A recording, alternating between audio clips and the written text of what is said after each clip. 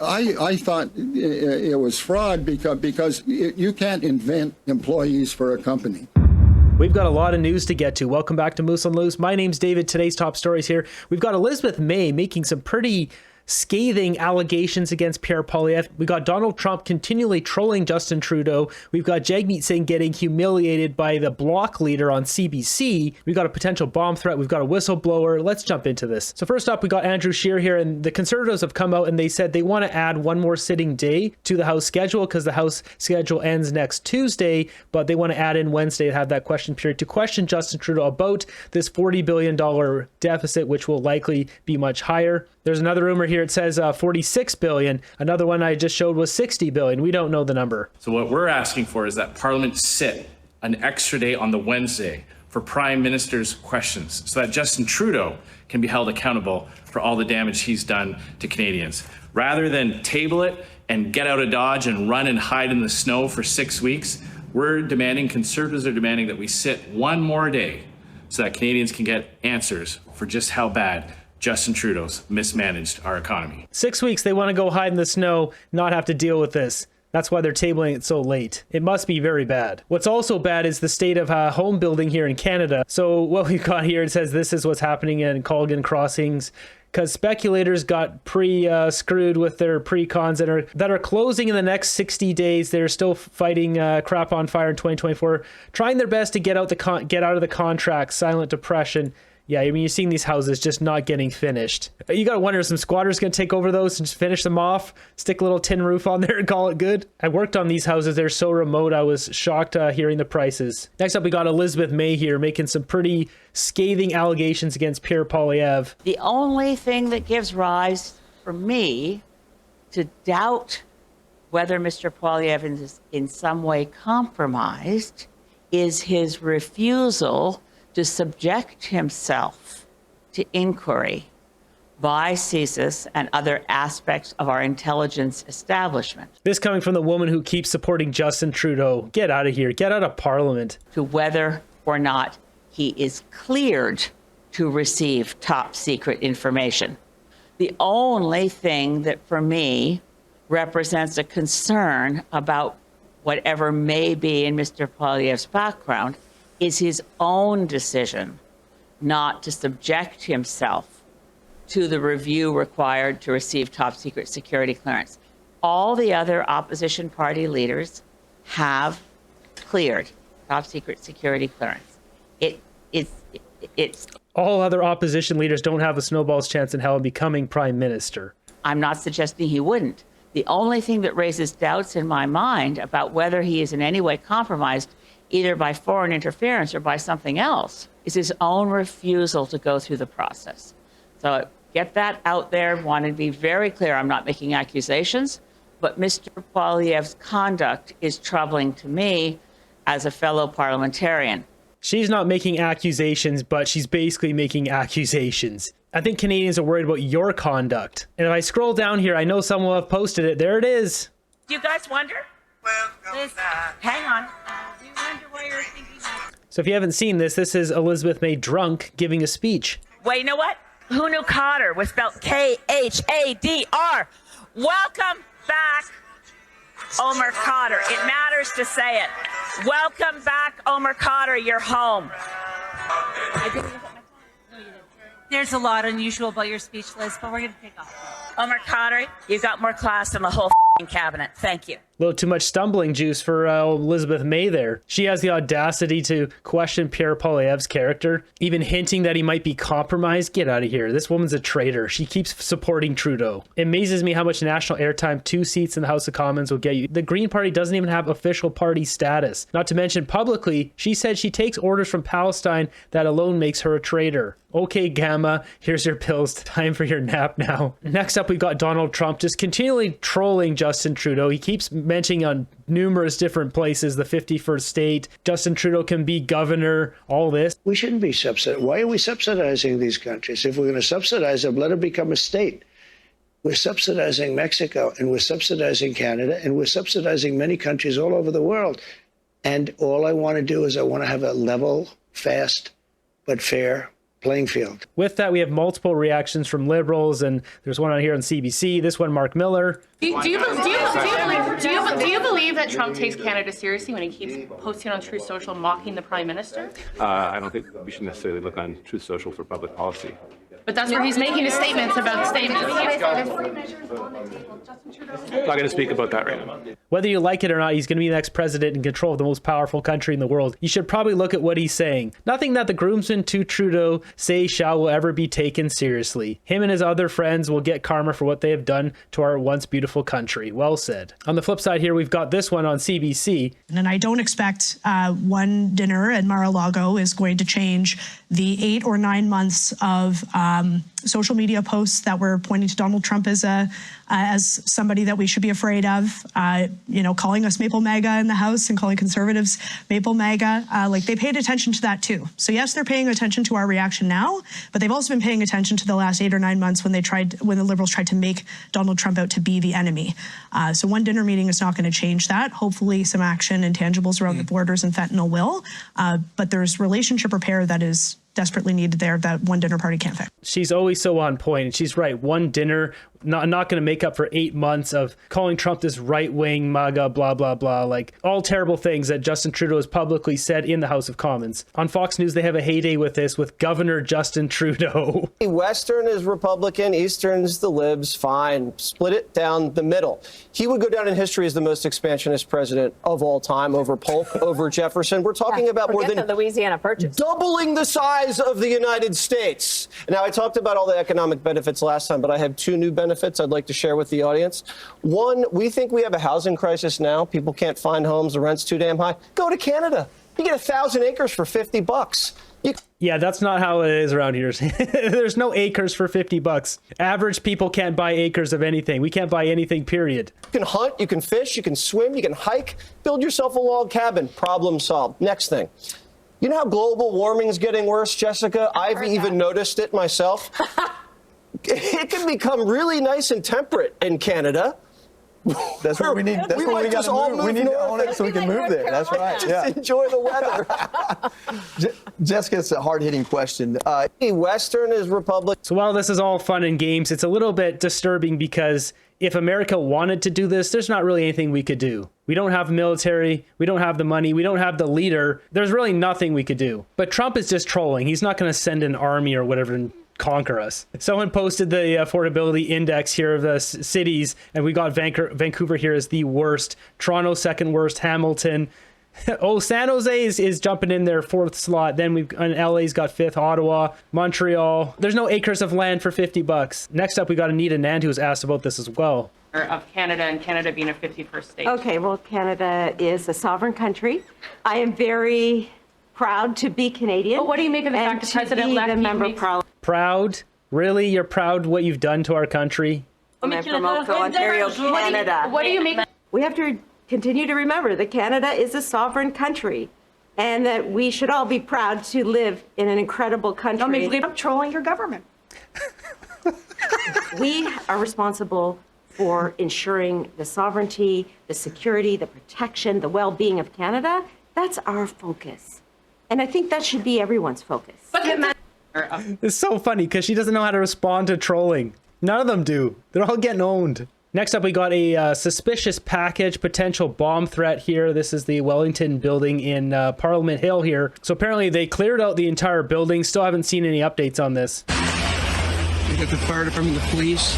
Apparently in this building, they believe there was a suspicious package inside that government building. So that's why they got the whole thing shut down, making sure it's secure.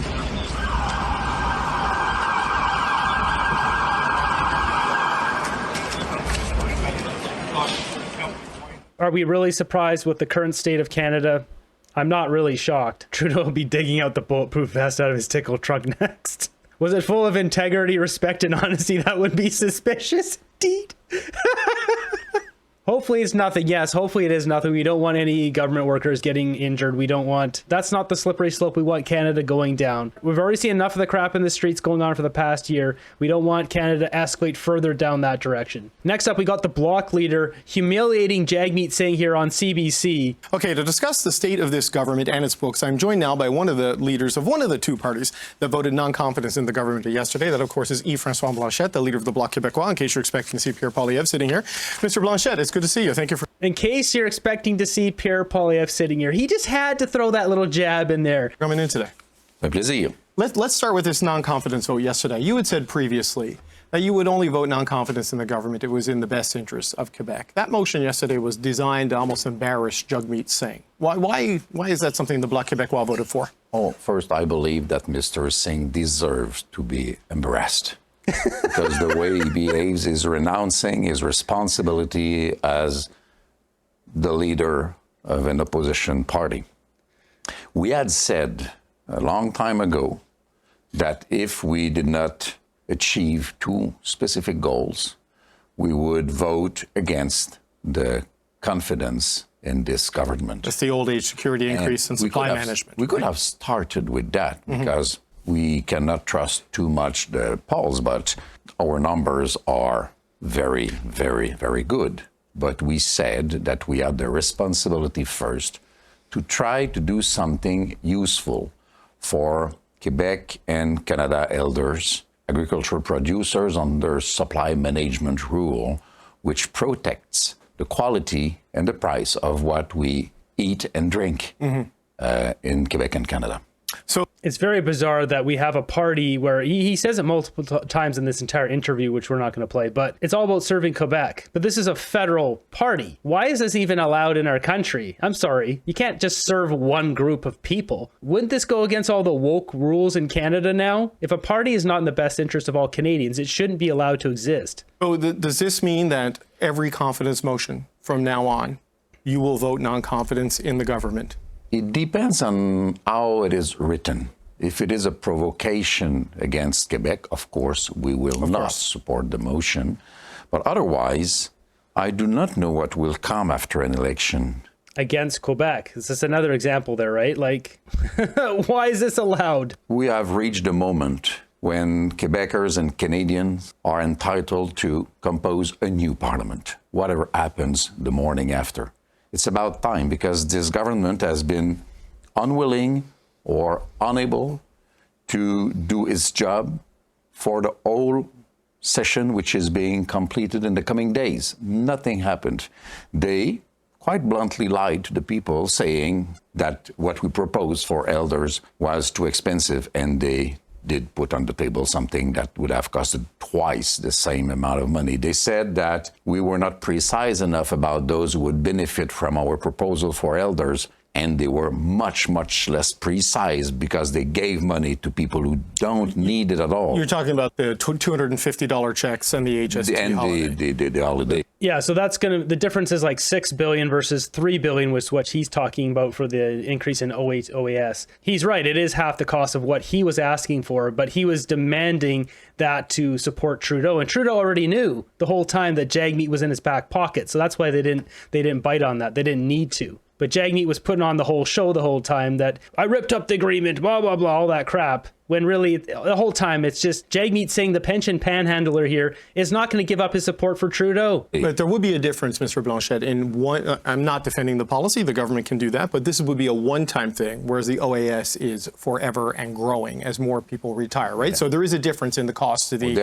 to the Treasury. There is a difference, but the government said that they were willing to negotiate something about that. And I believe they said that only to get more time, with which they did nothing.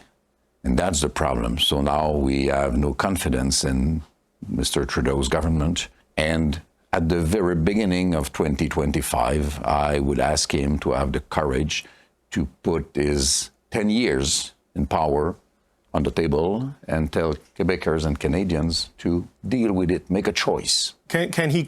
Wow, so he's telling Trudeau here at the beginning of 2025 he needs to call an election. We're getting this now from the Bloc. Incredibly do that while the threat of the tariffs hang over the country from President-elect Donald Trump. I mean, when you say the beginning of 2025, do you mean after the 20th of January when the president is inaugurated and we have an idea of whether or not he's going to impose the tariffs? Because surely you wouldn't want a caretaker government for a 6-week campaign with the economy getting hammered like that, right? Actually, it cannot really happen before the very end of January. Mm-hmm.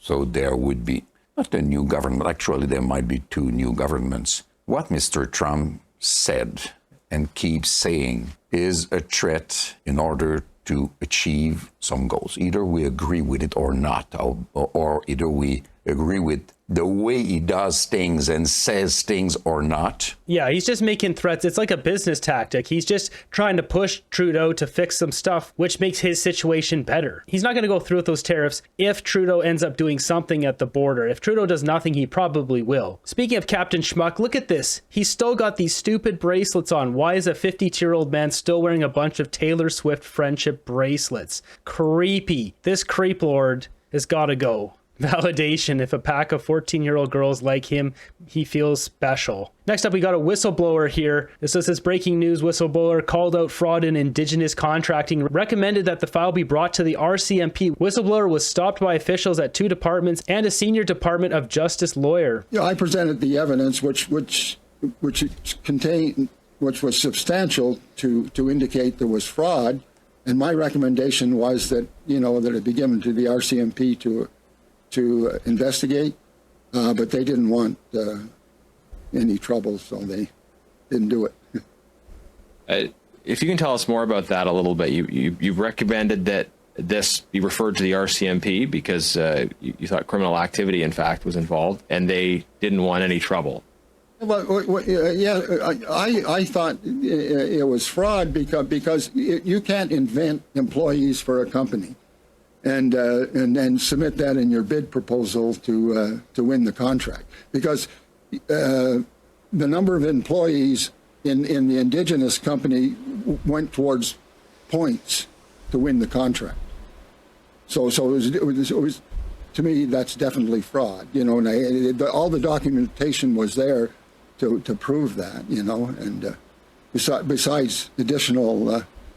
But you also said something about motivation, them not wanting any trouble. So what kinds of comments did they make in terms of explaining why they didn't refer this to the RCMP? I can't remember the exact comments, but because in a large meeting, you have your input, but you don't necessarily. And I was only there as an external auditor presenting facts to. There were lots of people there. Oh yeah, there was. Okay. As I said, there was representatives, from PSPC, FNIB, and INAC. Wow. New scandal every single day. Protect these whistleblowers. This kind of crime is happening throughout all departments of Canadian government, it seems. Can't keep up with it. Liberal NDP dodge it in committee, shut it down, slippery police forces, justice, government intelligence, border service, contract procurement, public service contracts all seem to have corruption. Last time Trudeau called an election, he shut down Parliament, suddenly prorogued it to avoid being investigated at the Winnipeg lab. RCMP protect Trudeau. They no longer protect Canadians. Change my mind. And you can't, yeah. Next up, we got this one posted by Justin Trudeau's ego. It says, today my government called in an expert witness to testify about global affairs. Rachel Gilmore watches she insults the millions of Canadians who attended and supported the Freedom Convoy, then goes on to imply that the convoy had ties to Russia's invasion of Ukraine. This is some serious left-wing nutcase stuff you're about to see. Hey everyone, thanks for having me. This is obviously a very important topic and I have some big feelings about it. So to kick things off, I'm sure you all remember the Freedom Convoy, yeah? Well, as part of my coverage at the time, I joined several Telegram channels and groups where organizers and supporters gathered to exchange everything from planning details to fringe conspiracy theories. And you might not have realized this, but it was actually just days after the convoy. Actually, you guys probably do know this. Just days after the convoy that Russia invaded Ukraine. Former reporter here, Rachel Gilmore, sounds like she's one of the mean girls. She sounds like she's a 12-year-old girl. Oh my God. Oh my God. Like, what's wrong with her? Just talk normal. It was really interesting, an interesting time to be monitoring all of those Telegram channels, because all of a sudden, the ones that have been posting about the convoy and COVID, groups with tens of thousands of members primed to distrust experts, government, media, and institutions, shifted to posting about Russia's invasion of Ukraine. Oh my God. Oh my God. Often claiming that Russia's invasion was actually justified because of reasons the government and the mainstream media won't tell you. Oh, really? They won't tell us? Liberal Party, we brought in Rachel because Ed the Sock was busy. My God, send the asteroid already. At this point, there's too many scandals to keep track of here between the whistleblower. Yesterday, I had the $750 consultants in Brazil. We've got freelance deficit numbers. There's a whole bunch of stuff. We've got bomb threats now. What will it take to end Justin Trudeau's clasp on power?